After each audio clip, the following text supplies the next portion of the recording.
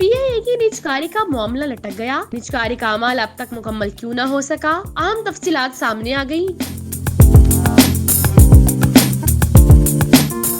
कौमी airline PIA की निजकारी के लिए मालियाती मशीर को 1.25 अरब रुपए थमाए गए, लेकिन निजकारी का अमल अब तक जुबानी जमा खर्च से आगे न बढ़ सका। कौमी असम्बली की कायमा कमेटी बराए निजकारी के इजलास में ये इंकशाफ सामने आया है। सेक्रेटरी निजकारी कमीशन उस्मान बाजवा ने कायमा कमेटी को PIA की निजकारी पर ब्रीफिंग दी और आगाह किया कि जिस मालियाती मशीर की खिदमात हासिल की गई थी, इसे 1 अरब 20 करोड़ रुपए अदा किए जा चुके हैं, लेकिन अब तक PIA की निजकारी का अमल मुकम्मल नहीं हो सका।